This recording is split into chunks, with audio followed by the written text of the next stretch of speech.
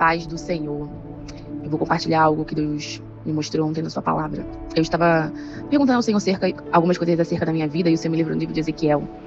E me mostrou que Ezequiel, ele tinha sido exilado, ele vivia na Babilônia, né? Quando o Senhor se revelou a ele, Ezequiel profetizou muitas coisas e teve muitas visões. O Senhor tomava ele em visões e o levava a lugares, né?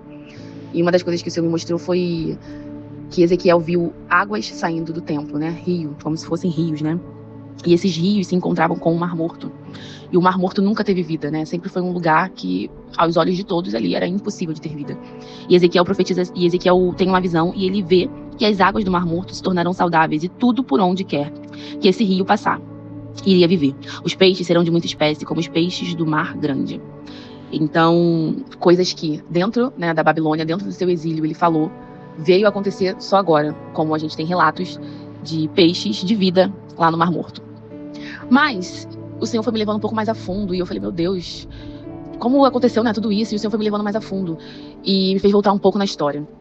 No livro de 2 Reis, capítulo 20, o rei Ezequias, ele se encontrava muito doente. Uma enfermidade que a Bíblia fala que era mortal. E o profeta Isaías foi até o rei Ezequias para poder falar o que o Senhor tinha falado acerca da vida dele. E Isaías fala assim, ponha em ordem a tua casa, porque você morrerá. Não vai escapar. Ezequias virou o rosto para a parede, orou ao Senhor dizendo, ó Senhor, lembra-te que andei diante de ti com fidelidade, com o coração íntegro e fiz o que era reto aos teus olhos. Ezequias chorou amargamente. E aí nós temos aqui uma coisa muito, muito diferente acontecendo, né? Que a gente vê que o Senhor, ele acaba voltando naquilo que ele tinha falado. Diante de um ato de arrependimento, mais na frente, né, que na Bíblia vai dizer assim, antes que Isaías chegasse no pátio central do palácio, o Senhor disse para Isaías, volte e diga a Ezequias, príncipe do meu povo, assim diz o Senhor, o Deus de Davi, seu pai. Ouvi a tua oração e as tuas lágrimas. Eis que eu vou curá-lo. E ao 3º dia você subirá à casa do Senhor. Acrescentarei 15 anos à sua vida e livrarei das mãos do rei da Síria, tanto você quanto esta cidade. Defenderei esta cidade por amor a mim e por amor a Davi, meu servo. Então, essa passagem aqui, né, dá um bugzinho na nossa cabeça aí, nossa, Deus voltou atrás, como é que é isso, né? A palavra do Senhor, ela nunca volta vazia, mas depende de como tá o teu coração, depende de como tá a tua obediência, né? E depende se o teu arrependimento é sincero. E para comprovar, né, porque a Bíblia ela mesma se comprova, né, ela mesma se explica. No livro de Jonas aconteceu a mesma coisa. Jonas foi mandado pelo Senhor até Nínive, e a gente conhece bem a história, foi parar na barriga da baleia, e as pessoas param aí. Mas o livro de Jonas, apesar de ser muito pequeno, ele também tem uma profundidade muito grande e muitas mensagens. Mas para falar, né, do que aconteceu com Ezequias, em Jonas capítulo 3, no verso 10, fala assim, e Deus mudou de ideia quanto ao mal que tinha dito que lhes faria, e não o fez. O Senhor mandou Jonas ir até lá para pregar contra a cidade de Nínive. Mas o rei convocou a cidade e se humilhou e se arrependeu. E o Senhor ouviu e voltou atrás. E depois leia Jonas que vocês vão entender. Mas o que eu quero falar para vocês, né? Agora aplicando, né, o texto. Ezequias estava vivendo num momento de vulnerabilidade. Ele estava doente. Todas as vezes que a gente está doente, a gente se torna vulnerável. Porque é fato que a gente não está acostumado a viver aquilo e você está vivendo um momento da sua vida que você nunca viveu, você acaba perdendo um pouco do teu foco, você acaba baixando a guarda. E o inimigo vê ali uma oportunidade para te atacar. Mas Ezequias, ele teve o favor do Senhor e ele foi curado. O Senhor acrescentou 15 anos de vida. Ele deveria ter tudo ali ao seu redor, tudo à disposição dele, ele era rei. Mas se não tem vida, acabou. Aonde tem vida tem esperança. Enquanto tem vida, você ainda tem chance de mudar. Enquanto tem vida, você pode se arrepender. É por isso que o inimigo ele não tá nem aí pros teus bens, ele não tá nem aí pros teus tesouros. Ele precisa acabar com a tua vida. É isso que o inimigo quer. Então, o rei da Babilônia, vendo isso, ele faz o quê? Ele manda mensageiros até o rei Ezequias. Ezequias estava vulnerável porque estava doente, e agora ele continuou vulnerável porque ele estava extremamente feliz porque ele alcançou uma bênção da mão do Senhor. E nesse momento, ao invés de ele redobrar a vigilância, não, ele continuou com a guarda baixa, mesmo tendo recebido uma vitória grande da parte do Senhor. E aí é que a Bíblia fala assim, nesse tempo, Merodach-Baladã, filho de Baladã, rei da Babilônia, enviou cartas e um presente a Ezequias. Pronto. Enviou uma carta, provavelmente essa carta devia estar elogiando Ezequias, né, insuflando o ego dele, cuidado com elogios, cuidado com aquela preocupação disfarçada, sabe? Porque soube que ele estava doente. Então, o rei da Babilônia, que na época era Merodach-Baladã, sabia que Ezequias não estava bem. Ezequias recebeu os mensageiros, que foram lá entregar a carta, que foram lá entregar os presentes, entendeu? Eles não vieram pra guerra, eles vieram como o inimigo faz, né? Botando pratos bem bonitos na tua frente, né? Enviando um homem sarado pra te elogiar enquanto você tá brigada com teu marido, né? Enviando, sei lá, pessoas pra saber da tua vida, e aí você não tá bem, você começa a falar, não, mas me conta, nossa, mas como que foi isso? E a pessoa ali se coloca como se estivesse super preocupada, mas na verdade é uma estratégia do inimigo pra ela poder entrar na tua intimidade.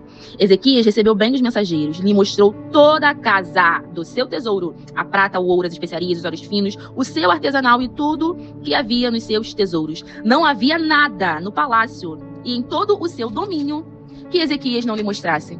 Aí a pessoa vem com uma falsa preocupação, com uma falsa admiração, e você vai lá e abre toda a sua vida e mostra tudo que você tem, quanto você ganha, quanto você gasta, quanto você faz, quanto isso, quanto aquilo, quanto você paga pra fazer um cabelo, quanto você paga pra fazer uma unha, e você vai abrindo a sua vida. E o inimigo tá lá colhendo informações, pra no momento certo de te atacar, ele vai usar as próprias informações que você deu pra ele. Fechem a boca. Evitem estar abrindo a vida de vocês. Evitem. Seja no momento mal, seja no momento bom. Se preservem. Se preservem. E o profeta Isaías foi falar com Ezequias. O que foi que aqueles homens disseram? E de onde vieram? Ezequias respondeu. Vieram de uma terra distante, da Babilônia. Isaías perguntou. O que eles viram no seu palácio? O que eles viram na sua vida? O que você falou da sua vida? O que você falou do seu casamento? O que você falou do seu emprego? O que você contou das vitórias que o Senhor tem te dado? Eles viram tudo o que há no meu palácio. Não houve nada dos meus tesouros que eu não lhes mostrasse. Então, Isaías disse a Ezequias, ouça a palavra do Senhor. Eis que virão dias em que tudo o que houver no seu palácio, isto é, tudo o que seus pais ajuntaram, até o dia de hoje, será levado pela Babilônia. Não ficará coisa alguma, diz o Senhor. Alguns dos seus próprios filhos, gerados por você, serão levados, para que sejam eunucos no palácio da Babilônia. Olha o que acontece pela falta de vigilância de Ezequias. Ezequias tinha alcançado mais 15 anos de vida, mais 15 anos para ele continuar fazendo aquilo que era bom, aquilo que era reto, continuar sendo fiel ao Senhor. Mas ele vai lá e baixa a guarda. Ele vai lá e perde a vigilância, abre brecha para o seu inimigo entrar. O diabo ele não precisa muitas vezes nem fazer muito esforço, nem arrombar a porta, porque você mesmo abre a porta para ele entrar. Bota para sentar no teu sofá, sentar na tua mesa, comer a tua comida, se levantar e armar planos contra você. Olha a profundidade disso.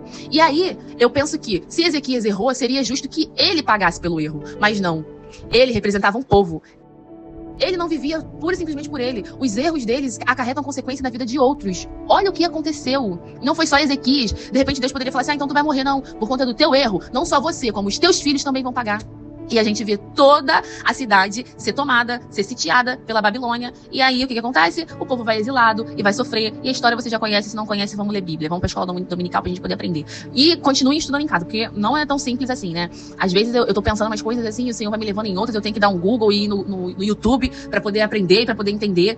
Então, fiquem vigilantes. Não baixem a guarda. Não deixem o inimigo entrar. Ai, mas fulano é tão bonzinho, né? A obra, gente, não é contra a carne. É contra principados e potestades. O inimigo vai usar a quem ele puder para poder te atacar. Seja vigilante, peça ao Senhor discernimento para esse tempo.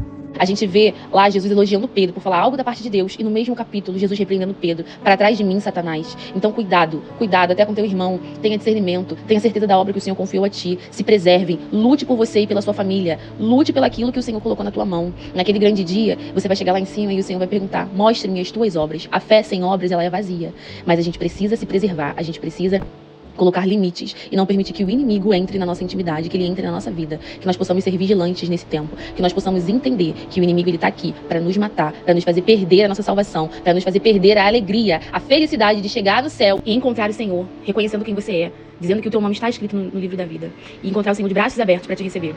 Não façamos como Ezequias, não receba elogios, não receba presente, ignore os pratos do inimigo. Fique atento quando for algo muito bom, muito bonito. Cuidado no teu momento de vulnerabilidade, redobre a vigilância. Que o Senhor te preserve, que o Senhor te guarde, que o Senhor te abençoe. E que nesses próximos dias o inimigo não te encontre de braços abertos para receber ele. Que ele possa encontrar as brechas da tua casa fechada, as portas da tua casa fechada. Ore ao Senhor, consagre a tua casa, consagre a tua vida. Coloque limites, peça que ele acampe os seus anjos ao teu redor e ao redor da tua família, ao redor da tua casa. Peça ao Senhor para que a tua casa louve o nome dele, engrandeça o nome dele e sirva a ele. Levante um altar. Amém, amém, amém. Que o Senhor possa te abençoar, que essa palavra possa edificar a tua vida. Bom dia.